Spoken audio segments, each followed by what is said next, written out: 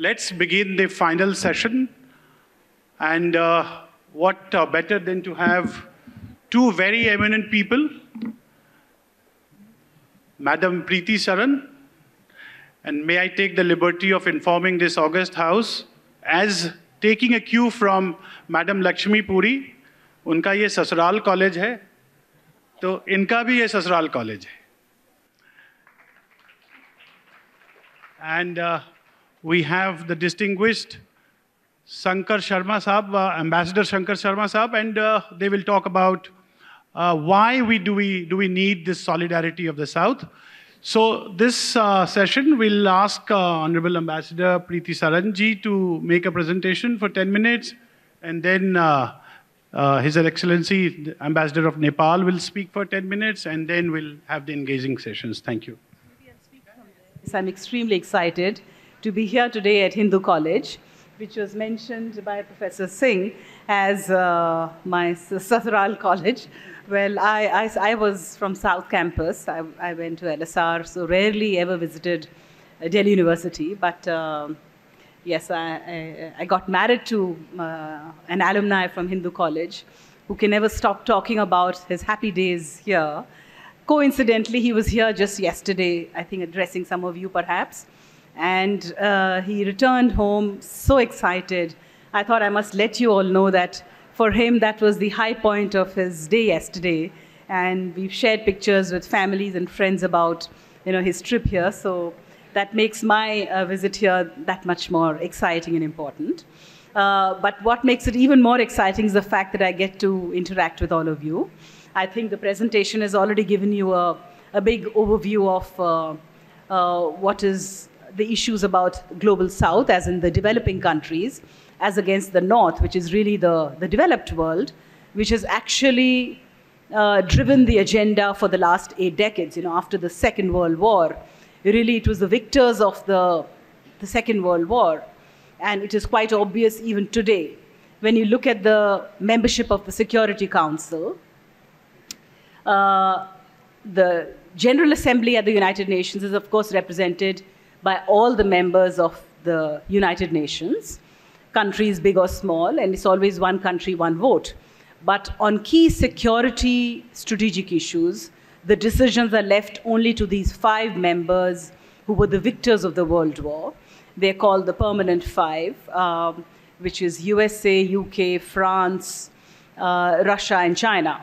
And the fact that India is not there, today, you would have read today's headlines as the fact that we have crossed China in terms of population, and we represent 1/6 of the world's humanity, that we are the largest democracy in the world, that we are the youngest nation in the world, and all of you are really the future of this country.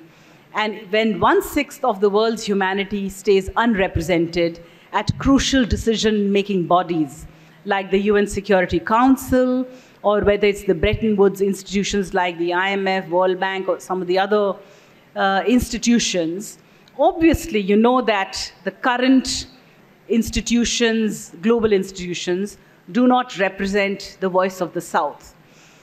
You just heard in your presentation how our Prime Minister had convened a virtual meeting of the Global South, and this was done with the intention of preparing for our G20 summit.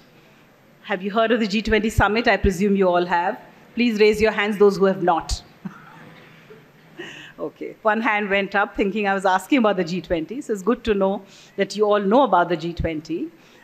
It is a group of 20 nations, the most powerful nations, who hold this membership really to address issues of global concern. It was formed at the time of the global financial crisis, starting 1999 and really in 2008. And India is a member of it. Though we are a member of this very important group which takes decisions on important global concerns and global growth, the fact that under India's presidency, our Prime Minister decided to hold this global summit of the South, his main intention was to meet with the leaders of other developing countries, fellow developing countries, to listen to their concerns so that when the G20 summit takes place in September this year in India, we are able to, as chairman of the G20, able to plug the concerns of the G20. That is one aspect. The second aspect, as you heard in the presentation, was that our association with, we are of course a part of the developing world, and our association goes back from the time that we received independence, where our effort was to help other fellow countries in Asia and Africa to get out from the colonial yoke and to help them fight for their independence. And even though we were ourselves a very young, struggling nation with very limited capacities, we took upon ourselves this responsibility of trying to help the global South, and what is today considered part of our development cooperation activities. And in that context, we were happy to see and very thrilled to have my co-panelist, Ambassador Sharma from Nepal, His Excellency. Nepal, of course, as you know, is our neighboring country. 5 of our states share open borders with Nepal, and our relationship with Nepal is unique, bound by very open borders, as I mentioned, and very strong people-to-people contacts. There is a treaty, a bilateral treaty that we have with India and Nepal. What makes this relationship very unique is the fact that under this treaty, we provide national treatment to each other's nationals. And so there is a very strong defense cooperation between the Nepalese army and the Indian army. And more than that, the fact that Nepalese nationals can actually join the government services, including the fact that we are very proud of the fact that our Gurkha regiment in our Indian army actually still continues to recruit soldiers from Nepal. That is the kind of intensity where any Nepalese national can seek employment anywhere without a work visa, without anything, which is a very unique relationship we share only with 2 countries, which is Nepal and Bhutan.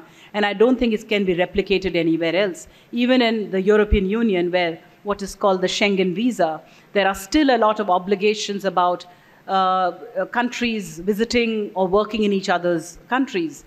This kind of a national treatment is very unique to India-Nepal relations. And in that context, Nepal also has been a very important development partner of ours, and I'm sure Ambassador of Nepal, His Excellency Mr. Sharma, will definitely speak more about it.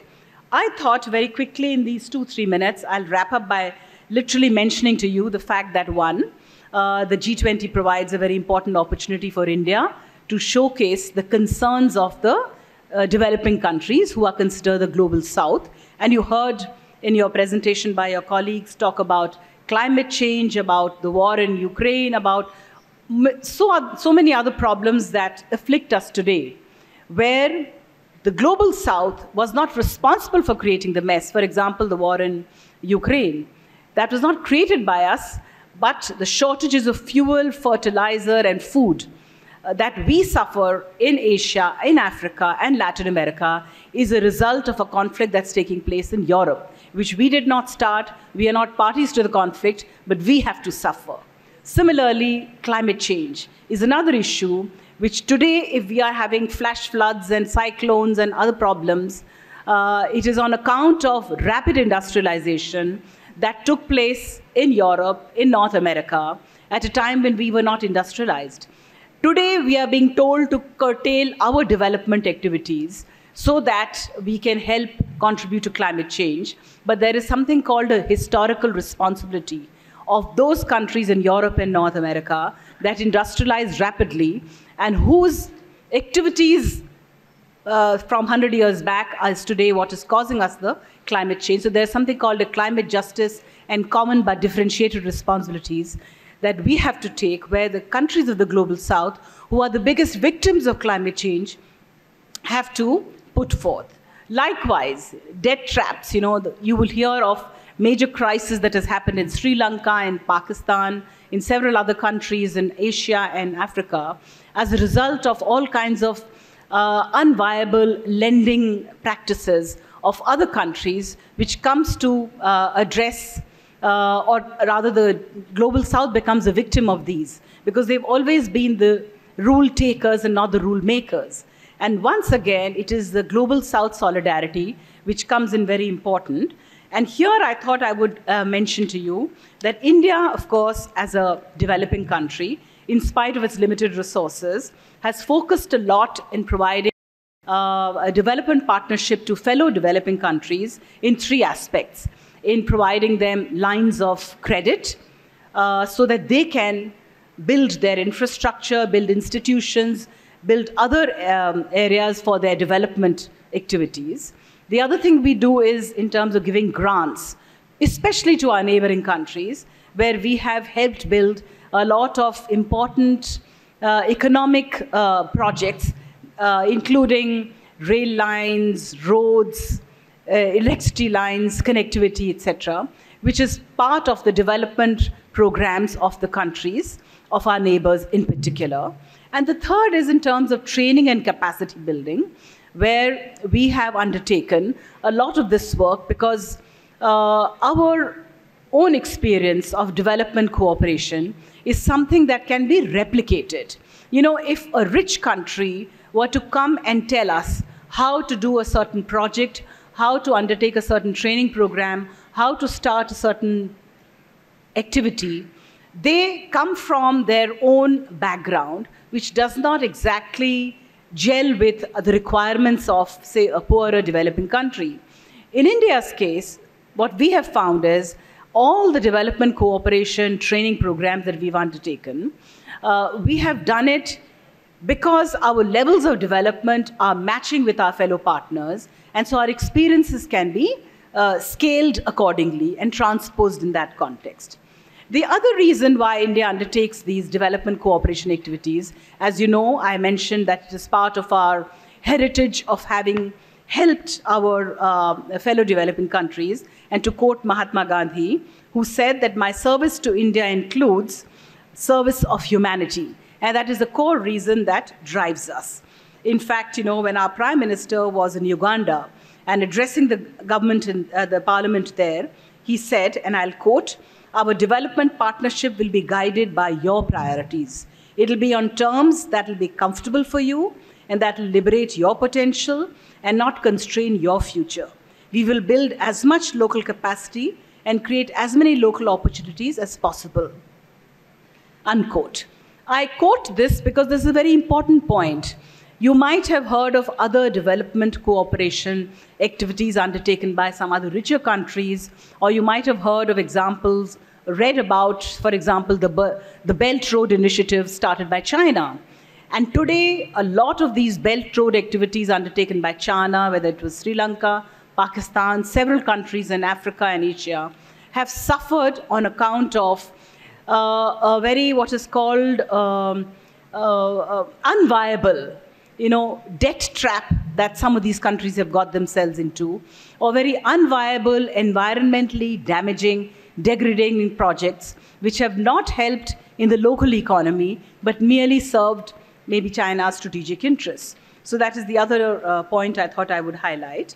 And finally, I thought I would just mention to you that more recently, even during the COVID crisis, and you were all, I'm sure, aware and perhaps would have read about the kind of assistance that India provided.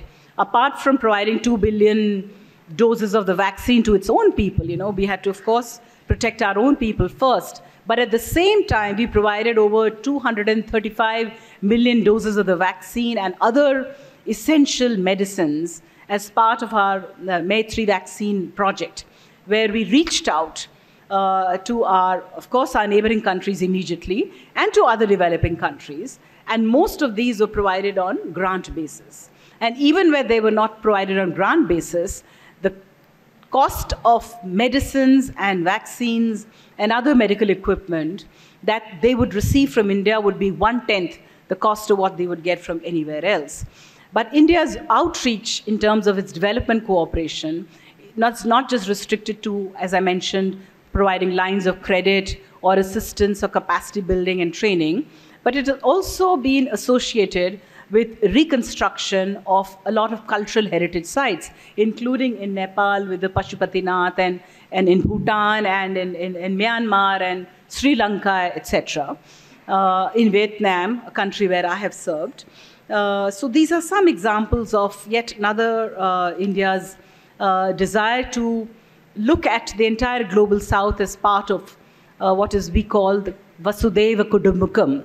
That is, the world is one family, where even as we grow and develop, we are prepared to share our successes, our own experience, and we've already reached out to our partners in the Global South to help them with some of our most recent examples, whether it is the digital platforms that we have developed, it's CoWIN, where's the Aadhaar, whether it is linking of the UPI that has come up as, or the various experiences in terms of the number of unicorns that have come up in India. These are some of the examples where India would be very happy and continues to be part of this, assisting countries of the Global South as part of our very core important of our diplomacy. And I'll stop here and be very happy to take questions. Thank you. Thank you, Ambassador Saran. And I think before we start the question session, I think it's pertinent to hand it over to His Excellency Sharma Saab. Good afternoon and namaste.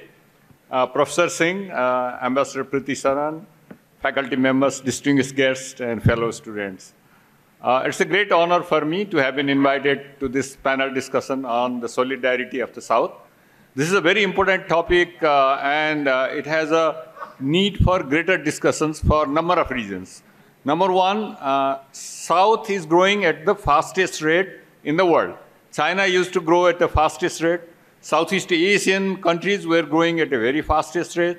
Now India is growing at one of the fastest rates in the world. Actually, the fastest rate in the world. But there are some other countries like Vietnam, I think, also growing very rapidly for the last several decades. So Southeast Asia, South Asia, East Asia, many of these countries are growing very rapidly. And just, I think Professor Saran, Secretary Saran was mentioning that in terms of population share, the South has a big share in terms of the total size. And not only that, the capacity of South has enhanced very significantly. So there is a greater need to have the South and South cooperation, and there is a potential too. I think Secretary Saran has mentioned many things about the possibility of South-South solidarity.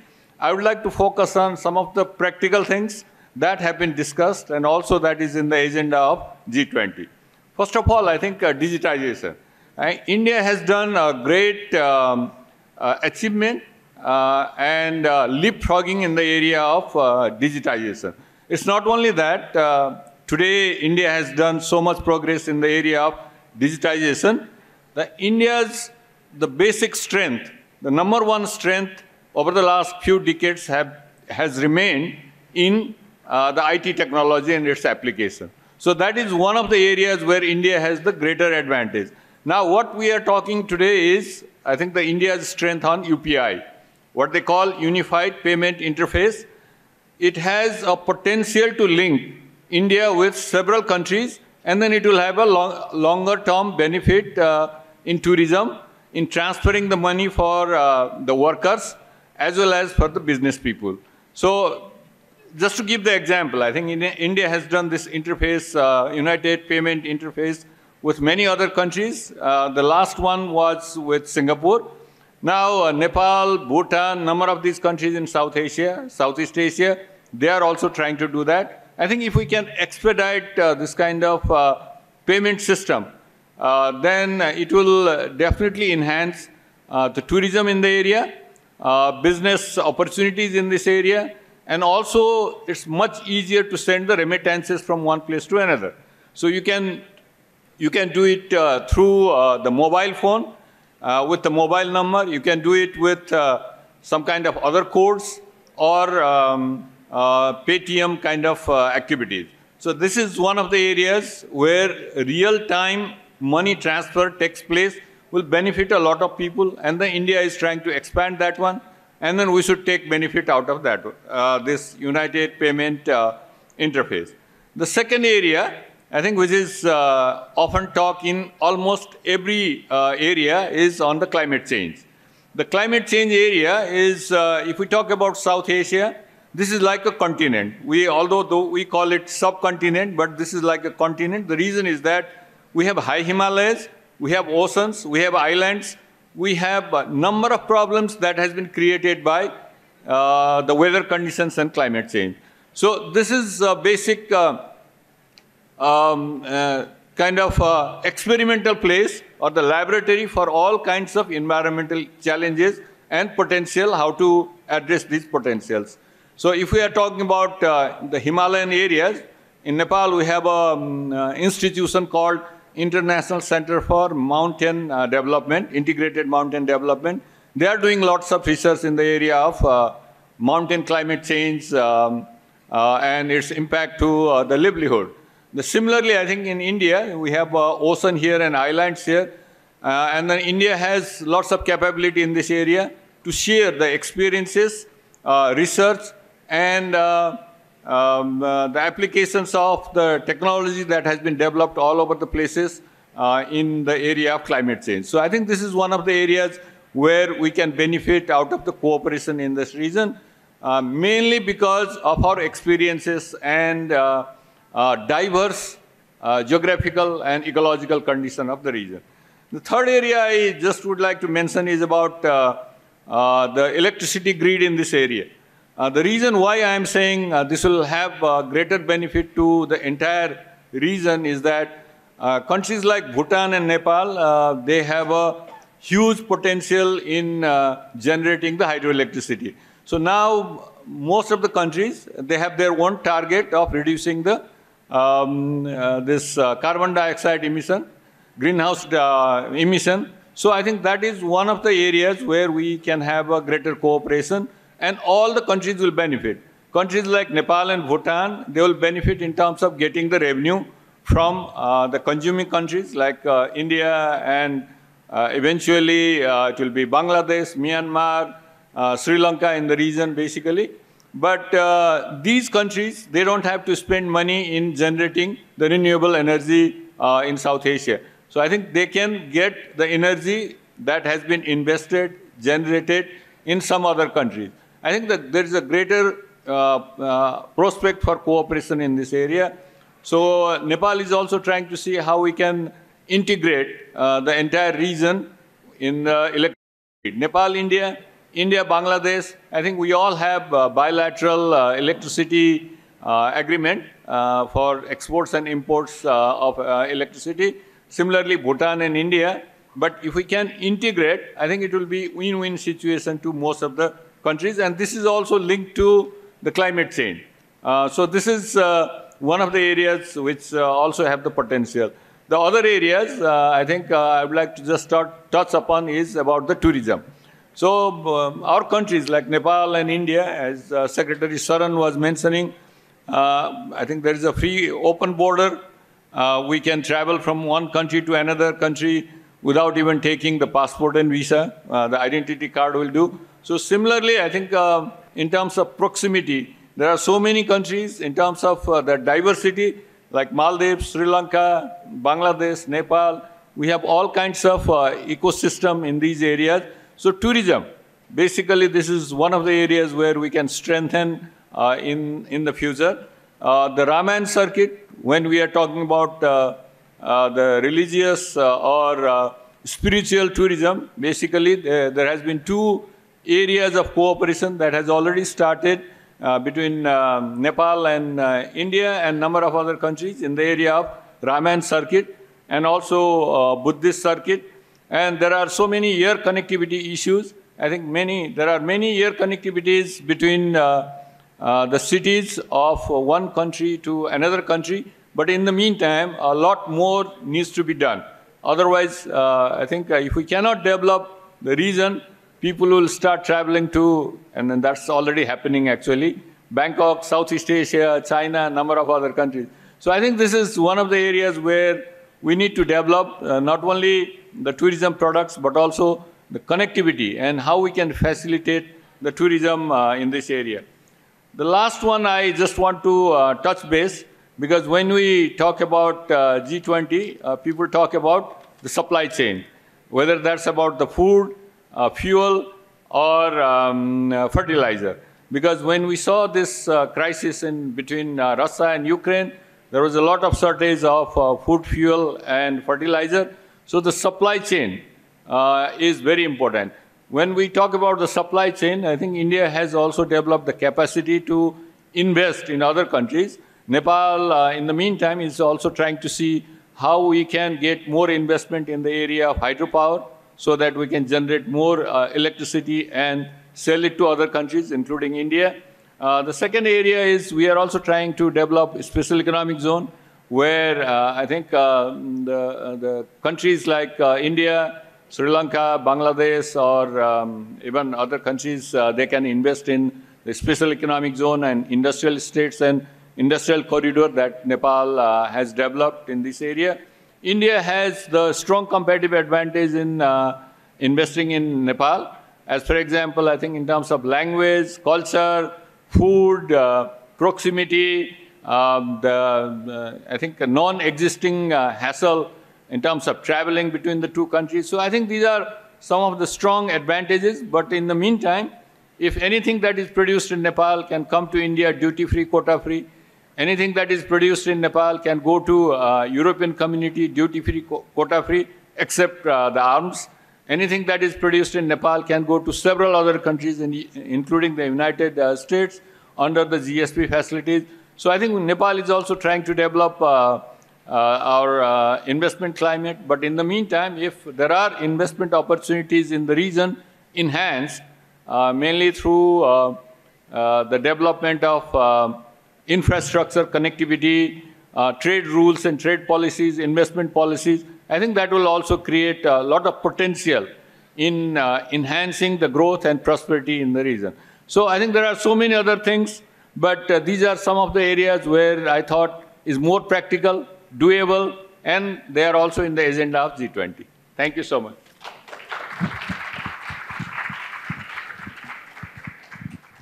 Thank you, Your Excellency, Ambassador Sharma. So I was just wondering, a simple Google search or just a book on foreign policy, when you look into these ideals of global solidarity or solidarity of the South, you know, it invariably takes you to issues which were issues of the past. I'll try and play my role as a devil's advocate here. Now, these issues were issues primarily of the North-South dialogue and NIEO, you know, the UNCTAD. These were issues primarily we studying in the on the cusp of the pre-globalized and the post-globalized world. For us, these were the issues which really mattered in terms of the South solidarity. The Afro-Asian unity, East-West rivalry. But in the globalized world, none of them seem to be existent. The issues that we've been looking into are issues which are of global concerns. I mean, these are collective issues and every country in the world has to come on board. So, particularly climate change, climate justice, we may call it, drug issues, gender issues, digital divide. So does it really make sense to talk about this solidarity of the South, particularly given the fact that there is a developing world, a rising power, making rapid strides into that kind of the community of international international relations that we often talk about? So does it really make sense in that sense? No, what we are talking today is the potential of South-South solidarity has enhanced. So it's not that we'll not be able to, or we should not be able to have the solidarity or the dialogue between North and South. As for example, just to give you one example from Nepal, I think most of the students in Nepal, they would like to go to either Europe or the United States. Now, if I see the statistics today, still #1 destination is Australia. I think it's not India these days. The reason is that there are several reasons. I don't want to go on into that. So still, I think there are advantages from the North. But what I'm particularly talking about is the strength that has that we have in South Asia, as for example. So India is very proud of UPI. There's so many billion transactions per day or per week. So, and then the interface between the UPI that exists in India and with other countries, I think it has enhanced. And not only that, I think some of the developed countries are also trying to learn what India has done in the area of digital transformation and its applications. So the South definitely will benefit out of that one. Similarly, I guess, when we are talking about climate change, definitely, I think the South Asia, as I said earlier, it's just like a continent in terms of diversity. So there is enough scope, because now India has also become so capable in terms of doing research activities, sharing its experience, and also India has the policy of neighborhood policy first. So I think this is how gradually, by building block, enhancing the building blocks, we can enhance the solidarity among South. Also, there are political reasons, no doubt about that. I think because I'm sure some of you have done the political economy analysis. These days, what people say, the academicians say that, yes, we have textbooks in political science and economics and technology, but until and unless you do the political economic analysis of any plan, that may not be successful. So I think it has a political angle too. Thank you. Madam, will you take the same question? Well, I can certainly give some comments, although I have perhaps spoken about it in my opening remarks, but I thought I'll quickly recapitulate the points. You said you're the devil's advocate, and so therefore you've raised issues which, in your opinion, are issues that were issues of the past, issues of North and South. So I will respond to that remark of yours.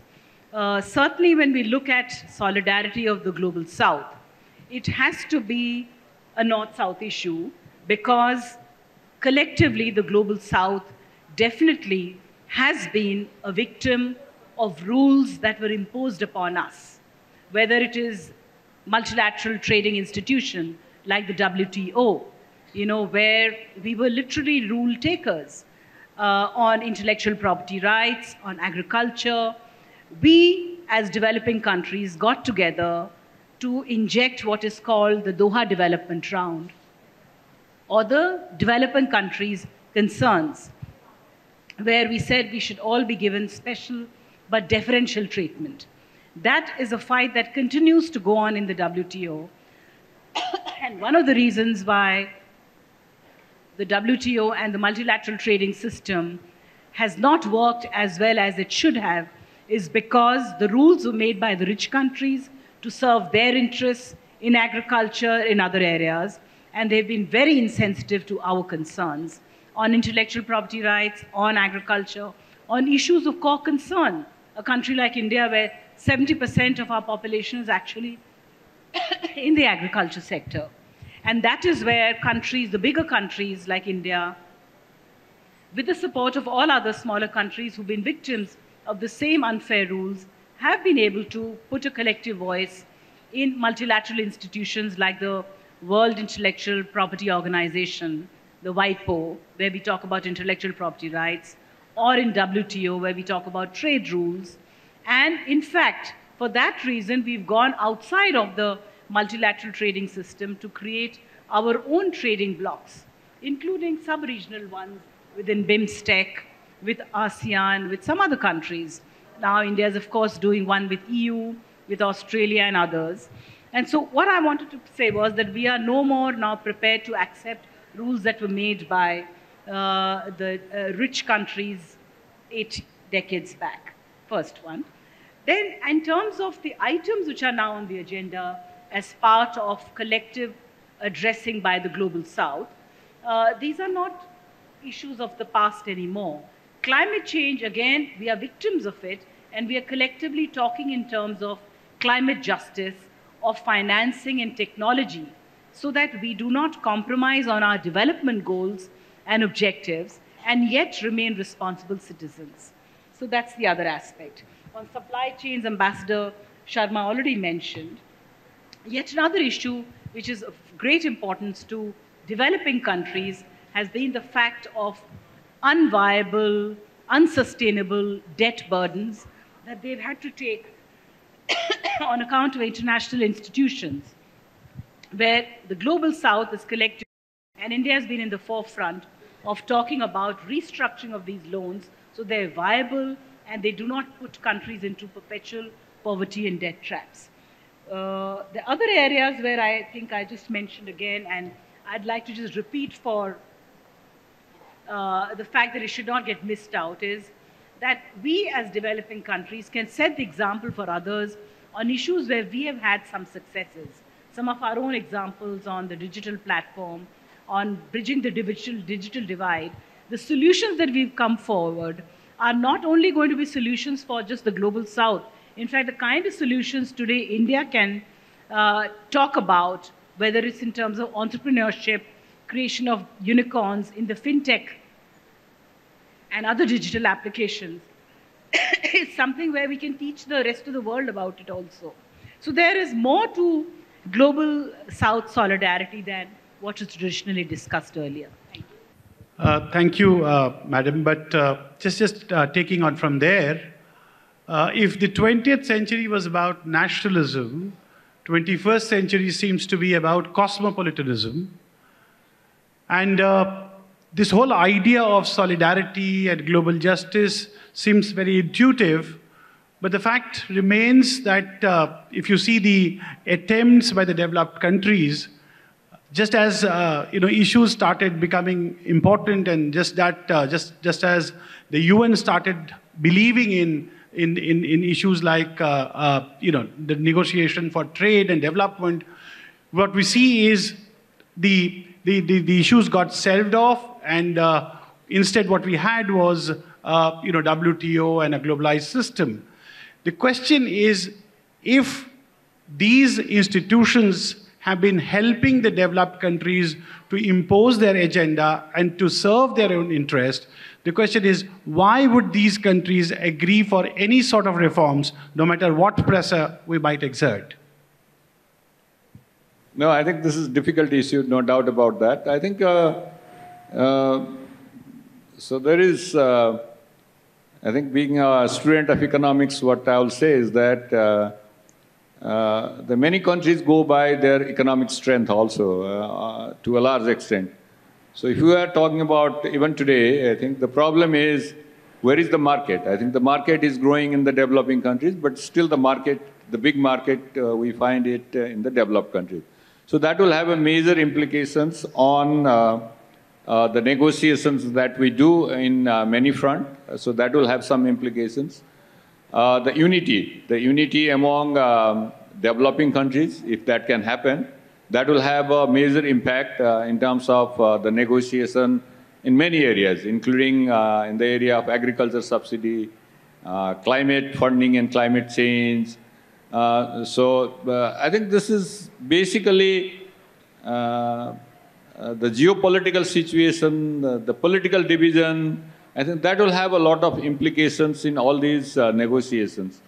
But the strength, the major strength of the developing countries is rising, and rising very fast. So that's the reason, I guess, the South-South solidarity will have a major implications and interventions basically in the global issues. So that's my feeling. But in the meantime, I guess, regional blocks, regional cooperation, regional applications of some of these activities that we are discussing today, I think will also have some major implications in the medium to longer term. I couldn't agree with everything that Ambassador Sharma has mentioned, so I will not repeat them. But absolutely, this is the reason to answer Professor Singh's question as to why would the developed countries give the space to us and allow us to make the rules when they stand to their advantage. I think Ambassador Sharma has already mentioned everything that matters, but I will simply put it in a very simple sentence. That is because we matter. We did not 8 decades back, but today we do. Apart from the fact that we are 3/4 of the world's population, We are also the youngest populations.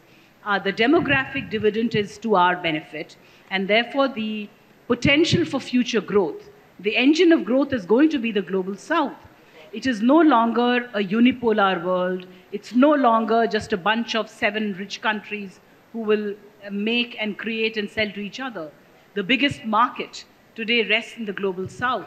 And if they have to sell their products to us in a more globalized, interdependent world, they cannot ignore the rising strength of the global south. And which is why we matter, and which is why our views matter, and which is why our unity matters, and which is why collectively our strength matters. So despite being a devil's advocate, I would agree here that we do matter. And if we do matter, we'll make our voice heard. The question then shifts to something else. Would that also mean that the developing world takes us as its moral leader? Yeah, of course, to talk about whether the developing world will take us, and here you're referring to the question as India, whether India will be taken as the leader.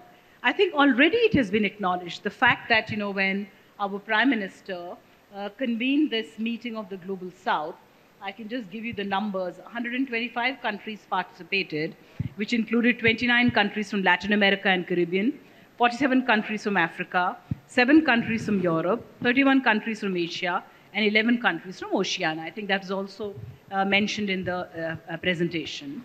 In addition to that, I'm not just talking of this particular summit, which is the first of its kind ever hosted by the chairman of the G20. The G20, as I mentioned earlier, is a group of the most influential countries. Why is it that none of them ever thought about consulting the Global South, but India did? That is one point. The second point is India has taken several other initiatives just of developing countries where it has managed to be able to put together, and I can give you a very small example of the fact that when I was posted in Geneva and I was handling the World Intellectual Property Organization as a delegate representing my country, we were able to, and that is an organization which talks about intellectual property rights, which is very much an industrialized nation's gad, their domination. And in that organization, bigger countries like Egypt, India, Brazil, and several others, with the help of all the other smaller countries, including Nepal, we put together what is called the development agenda for intellectual property rights. Similarly, in the World Trade Organization discussions, it was India, along with other developing countries, that put together the development agenda. Similarly, when we hosted what is called a conference on UNCTAD, we were able to inject what is called the policy space. So repeatedly in international institutions, India has always been in the forefront in being the voice of the developing countries. And the fact that we've been able to put together all of them, even in the reform of the United Nations, there is currently a discussions taking place at the UN on reform of the Security Council and other institutions, where India has taken the lead, and India has been joined by a whole host of other countries from Africa, from Asia, from Latin America, supporting our views. So I would say I'm very confident that, of course, India's position is heard just by the examples that I've cited. In addition to that, there is a certain reputation that India has, and which is why I wanted to share India's development cooperation programs, is that India never imposes. Whatever activities we undertake in the developing countries, it is always need-based, demand-driven, and requirement of the country that is actually the partner country that wants to have a development cooperation with India. Now, that kind of a reputation, or the fact that India talks in terms of the world being one full family, Vasudhaiva Kutumbakam, or the other dictum that we follow, which is called Sagar.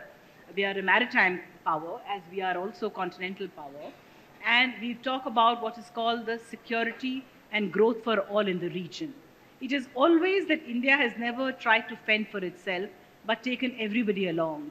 When the tsunami hit the Indian Ocean in 2005, India was the first responder that reached out to Indonesia, to Sri Lanka, the worst affected countries. And we followed a similar model for all other natural disasters, including during the COVID pandemic. I give you these examples to say that India has led by example, and therefore India has always been accepted amongst other developing countries as somebody who can represent their cause. Thank you. Okay, so do you see, Madam, then the leadership that India provided in the Voice of the South Summit as some kind of a repackaging of the same moral force which has been with us for long, or do you see it in a different way? Well, I don't want to hog the entire discussion, but I would not call it repackaging for the simple reason that while we followed the best practices of what we did from the very beginning, just in the last decade, just the quantum of our development, cooperation, activities and outlay, the budget that we put aside has more than doubled. And with our focus on our neighboring countries and countries in Africa. So just by that, I would say that no, it is not repackaging. It is actually the original package raised on steroids. Okay, thank you, ma'am. I think there's one more question that we just should pose to His Excellency Shankar Sharma ji, and then we'll make the floor open for students. So what tangible gains could India have? Could you, as the ambassador of Nepal to India, may foresee as India goes on as a rising power and plays its role in the G20? I think when I talk to different ambassadors in New Delhi, I think the most important part is the India's market size. I think the India's market size is so big, the fastest growing country in the world. So that will have a major impact to the Indian G20 presidency as well as the India's say in the global market, because they don't want to lose the market, because that becomes number one. And now, number two is basically about the political issues also, which they talk about. When we say the political issue, I think there are so many other things, Indo-Pacific strategy, and there are so many other geopolitical issues where India will have a major say and India's role will be major in this area. So I think these are the two major factors. Plus, when we say the market, not only there's the rate of economic growth, but also the inclusion. We also talk about the size of the population. So there are so many factors. But very briefly, I think for those two major factors, I guess the India's role, strength, and voice has definitely strengthened in the global community. Plus, the regional perspective, I guess definitely neighborhood policy first. And our Secretary Saran ji was mentioning about the debt issues, where India has a very positive role to play and has started playing on this debt issue of the developing countries and least developed countries. So there are many other issues, but I guess these are the two major issues which will have a major implications, and then the countries will listen to India. Thank you. Okay, so as ma'am answers this, so we would have time only for 2 questions. So, okay, so, I mean, volunteers, you identified 2. Meanwhile, ma'am will take this question. Thank you, Professor Singh. I will, of course, I'll avoid repeating what Ambassador Sharma has already mentioned, but I will just point out or repeat to you an important aspect of India's foreign policy. And that is true of foreign policy that is followed by any country. Ultimately, a foreign policy of any country is intended to help forward our own domestic issues.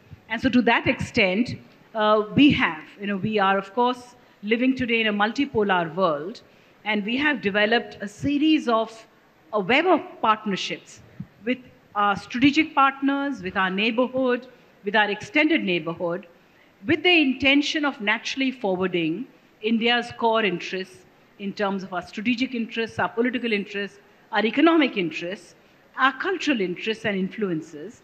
And that is what has helped us stand, I would, non-aligned is now not the word, but I would say maintain or retain our strategic autonomy in the face of, whether it is the war in Europe or elsewhere, where we maintain our strategic autonomy with the intention of forwarding our core interests.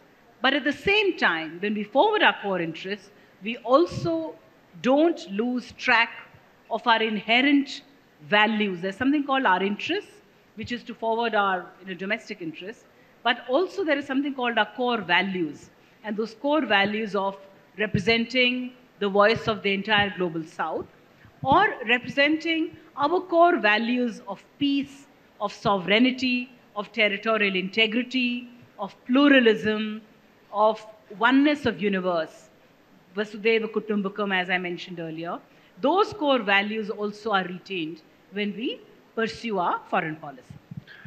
I think both our speakers have very well highlighted why this G20 matters to us.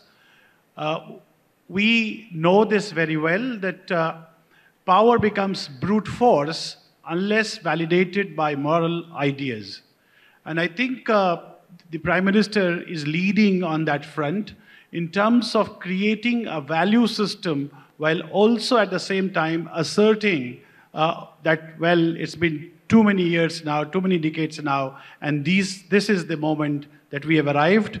I think we've had a very fruitful discussion, but there are some students waiting in there. Namaste. I am Rajnish Shah from Nepal.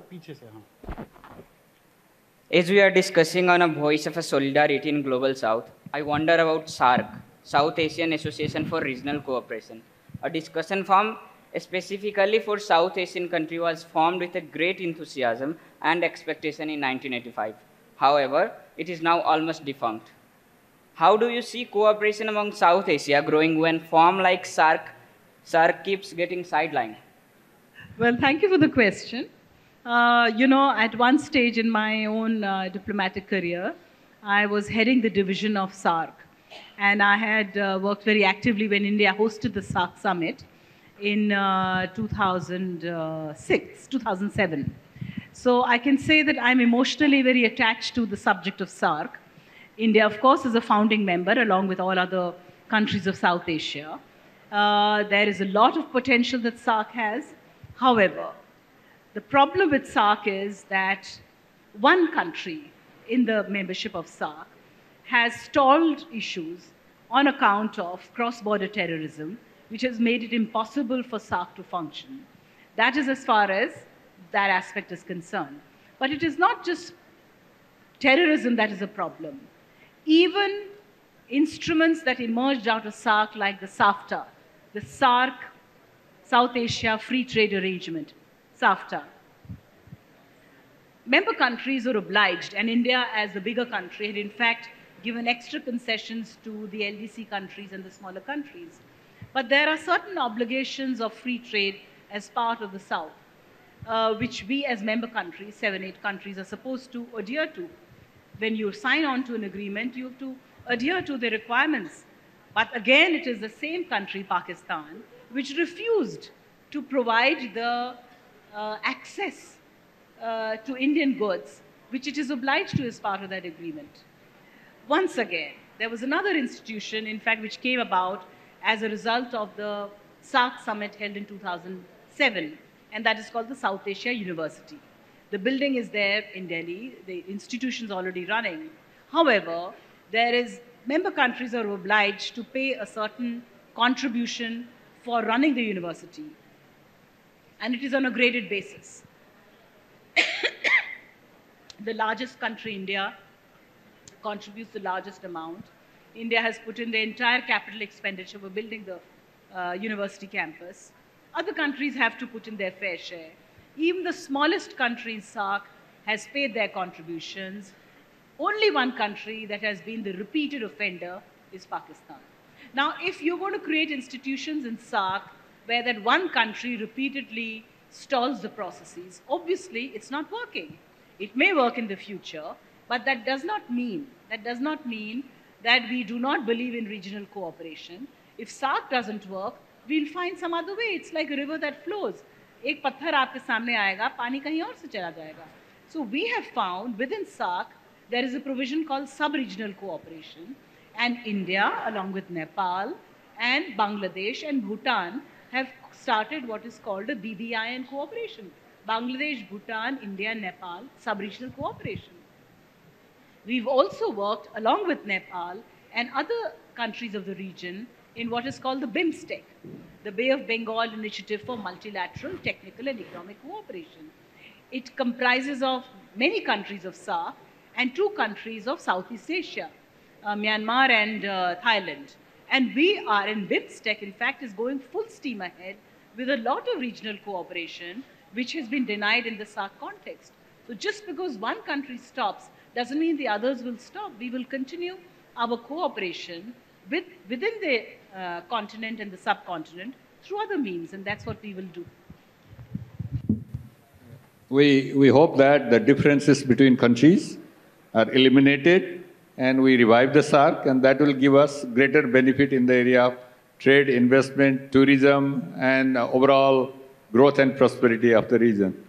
As Ambassador Saran was mentioning, there are other regional groupings also. They are moving slowly. Even the SAARC was moving very, very slowly, no doubt about that. But the whole thing is that we need to expedite what we agree in different forums within, whether that's the sub-regional cooperation or the regional cooperation. I think that's one of the biggest challenges. Thank you. Good afternoon, everybody. I'm Vidushi, a political science student from Hindu College itself. So as a geopolitics aficionado myself, and with a greater inclination for Sino-Indo issues, my question would be slightly China-centric. So we've been seeing that China has had hegemonic aspirations and has been advancing its infamous debt trap diplomacy that Ambassador Saran talked about.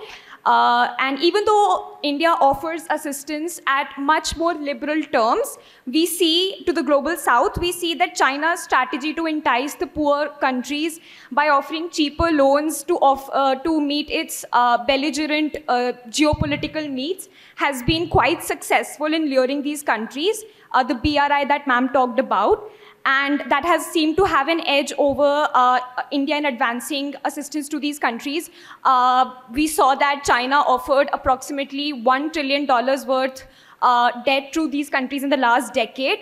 So my question is, with India leading the G20 for this year, how can India leverage our presidency at G20 to provide debt relief to these countries? Because what we see right now is an economic recession looming, with these vulnerable countries suffering even more with what is happening in Ukraine, and then the 3 Fs being affected. So that would be my question.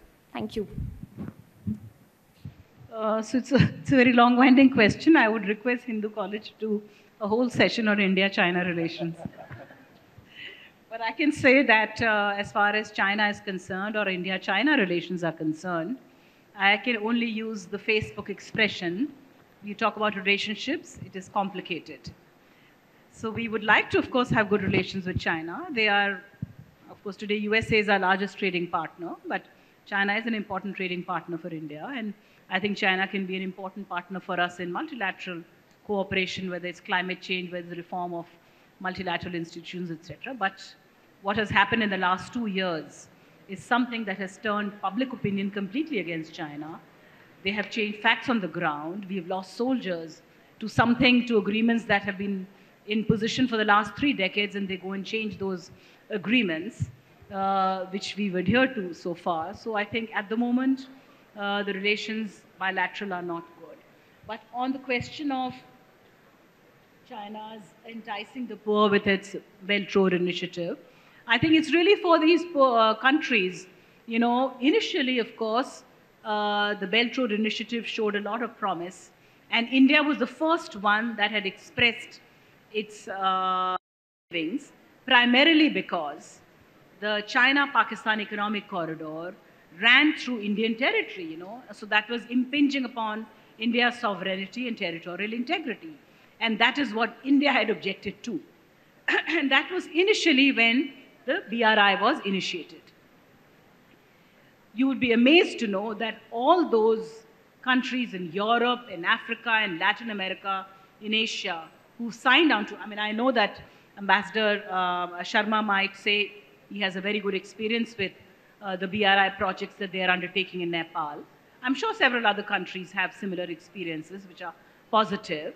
The fact that China provides economic opportunities to smaller countries is there. But point is that there are also several horror stories, and I'm not just talking of Sri Lanka, I'm not even talking of Pakistan. Imagine their closest partner, where they describe the relationship as higher than mountains, deeper than oceans, sweeter than honey, and so on. What's happened? Look what's happened to their economy today in that country, and certainly the BRI has contributed to that.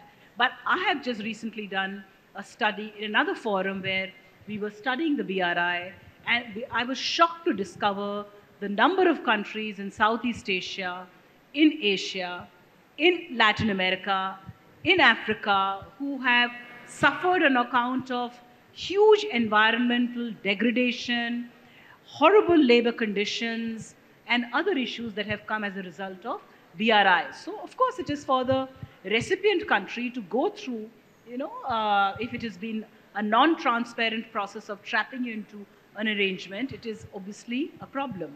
Where India can contribute to debt relief as part of G20, as I already mentioned, India is already in discussions with the other members of G20 to look at multilateral institutions for restructuring such loans which have become unviable for developing countries, where, you know, by the time they take loans, to repay them itself has become the biggest vicious cycle which they are not able to fulfill. So to that extent, India is, I think, the biggest voice in pushing for that. Where else can India help as far as developing countries are concerned? Obviously, we don't have that kind of wherewithal, say, that a rich country has in providing loans and grants. I already mentioned to you where we can, we do. But we don't put such unviable unconditionalities that other countries do. But where India, I think they're most successful, apart from some major projects which have helped in build and contribute to economic development of the local country, where India's example of its own successes and India's capacity building and training programs that India can provide, only because those are, have been successful in a developing country context and is bound to be helpful and successful in another developing country's context. I think the principle of external borrowing is the same to all the countries. So I think, first of all, we have to be responsible ourselves, the country that borrow. In terms of rate of return, the terms and conditions of the loan, I think that has become very suspicious these days. So the terms and conditions of the loan, type of projects that they would like to support us. So I think these are some of the fundamental things that we have to be very cautious about that one. But these days, I think there is also a question about the role of the creditor. So if you have money, would you like to give it to anybody with very high interest rate and very tough conditions? Yes, there are certain countries, they would like to take it for political reasons, for different reasons. But I think there is also a voice these days that there should be some kind of scrutiny to the creditors also, in terms of to what extent that loan will have the environmental degradation, to what extent that will have implications to the death trap, and to what extent these loans are being used in the priority projects. So I think these are some of the issues that has been raised these days by if there should be any scrutiny or code of conduct to the creditors also. So I think it's between the lender and borrower, just like in the bank, but we have to avoid certain things for political reasons. Thank you so much. Thank you, Ambassador Shankar Sharma ji, and thank you, Madam Preeti Saran. I think we had some nice discussions. May I close this session by going back to one of the articles that one of our panelists early in the morning, Lakshmi Puriji, had written for the Indian Express, where she did say that India's G20 presidency comes in good times and bad times. The good times because it offers us a platform for the great economies and the great polities to come together, deliberate on issues of global concern. It comes in a bad time because of the war, climate change discussions, the differences on that. We've had off-tracking of the SDGs. So I think to what extent, and it is very obvious that Prime Minister Modi is not leaving any stone unturned in making it and driving it in a way that India can or would ultimately become a lighthouse, to quote Madam Puri's phrase, lighthouse for the world. Thank you so much, the two great speakers. We'll close this session right now. Thank you.